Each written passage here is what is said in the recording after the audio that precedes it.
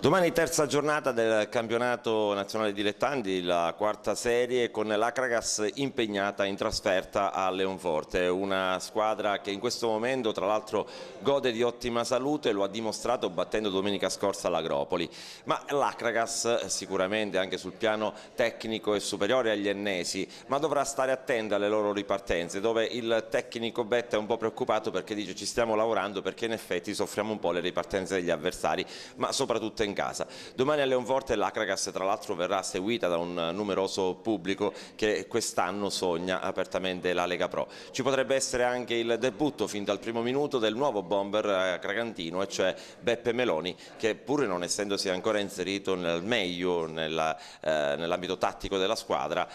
sta benissimo fisicamente, anche perché lui si è sempre allenato. Ma vediamo cosa ha detto Betta oggi in conferenza stampa proprio a proposito del prossimo avversario, la Leonfortese. È un'ottima squadra, completamente diversa dalla partita che abbiamo fatto domenica, perché la Leonfortese è una squadra che ha qualità e che sa giocare a calcio, una squadra che gioca molto bene, quindi dobbiamo affrontarla con altri parametri, non con quelli con cui abbiamo affrontato la partita in casa con la Nuova Gioiese. È una squadra a cui va impedito la prima manovra, che loro riescono a fare molto bene, è una squadra che va aggredita continuamente, perché sennò se esce fuori da quelle situazioni è una squadra che in avanti è molto veloce, molto rapida e ti può mettere in difficoltà, quindi dobbiamo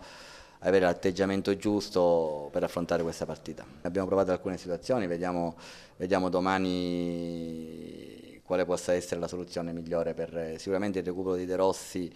e anche se non completo ci permette magari di sfruttare meglio certe situazioni in avanti, però abbiamo ancora un giorno per valutare tante piccole cose.